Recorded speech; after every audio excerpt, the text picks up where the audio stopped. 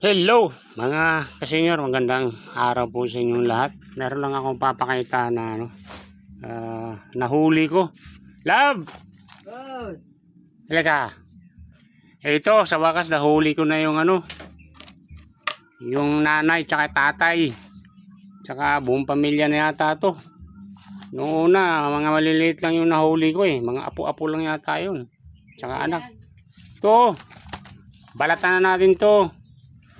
Oo, ito oh. Dami naman yan. Oh. Ito, nanay, ito tatay. Malaki. Ito. Siguro kuya. Hati. Meron apo. Ito mga apo na to. Oh. Kadaanan ko lang to lab doon sa puno na 'yon. Oh, kaya hinuli ko na kagad baka makawala pa eh. Dadaanan ko lang sila.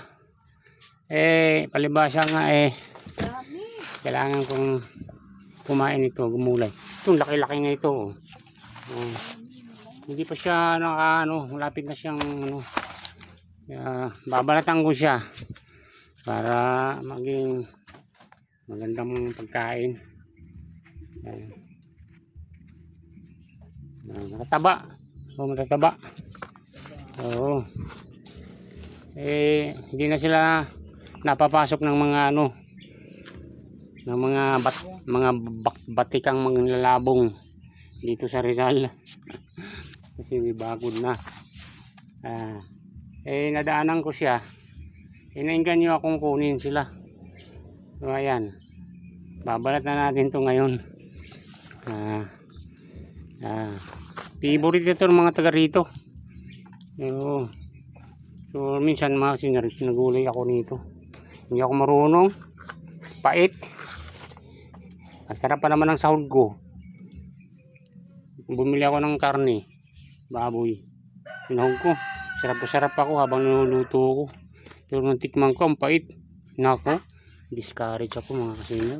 Dismayado ako. Marunong eh. Kaya ngayon, nung nakaraan, naggulay si nanay. Naggulay siya. Yung nahuli kong mga maliliit na anak nila.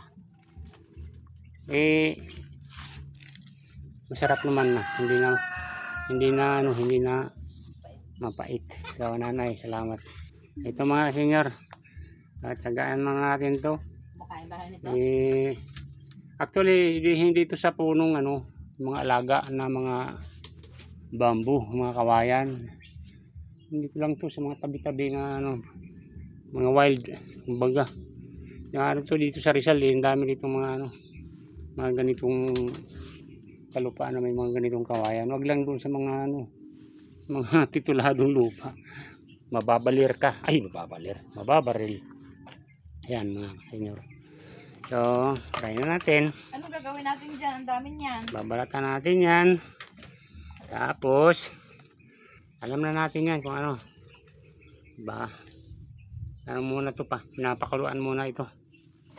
Ayan, mga senyor. Sino nakaka-relate na ito? Kung ayaw nyo, scroll na lang. Pero kung relate nyo to sa probinsya ninyo, baka naman pusuan nyo ito. So, God bless you mga kasenyor.